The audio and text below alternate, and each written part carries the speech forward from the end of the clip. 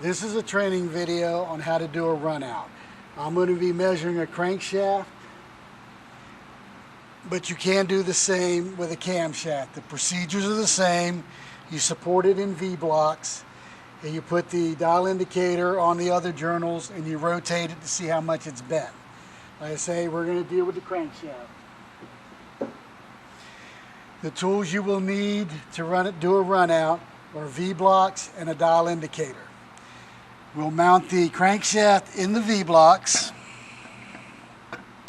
We want the V-blocks up against the crankshaft so the crankshaft can't walk forward and backwards, and that'll throw off the readings. Then we want to bring our dial indicator to the crankshaft. As you see here, the little pointer is touching the dial itself. You need to make sure when you have it in place that there's a gap there. If there isn't, you may not be touching the crankshaft itself, so you won't be getting a reading after all.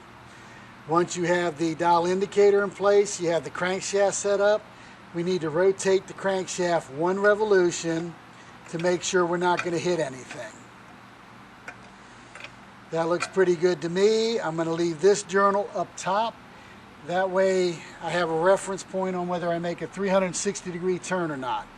You also need to watch out. You have oil passages in the crankshaft. You want to make sure the dial indicator is not going to hit them, or it'll mess up the reading or possibly hurt the dial indicator. With the dial indicator in place, the crankshaft ready to go, there's really no need to worry about zeroing out the dial indicator. Right now we're reading about 52,000. That is our new zero.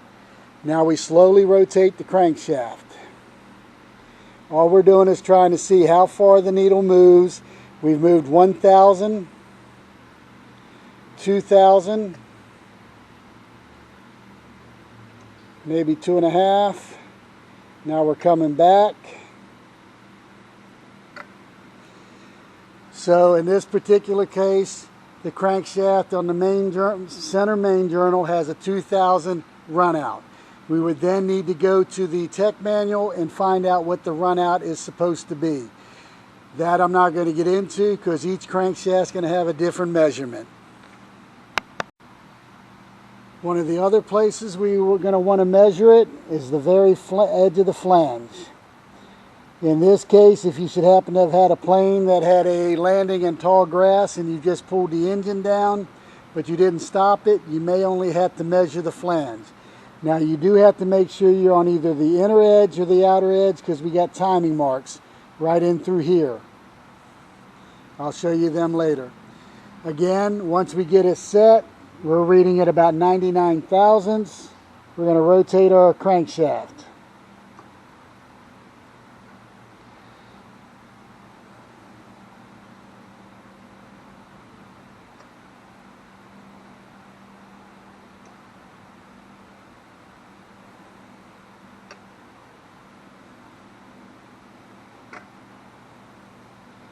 Again, we're looking at maybe 1 to 2 thousandths run out.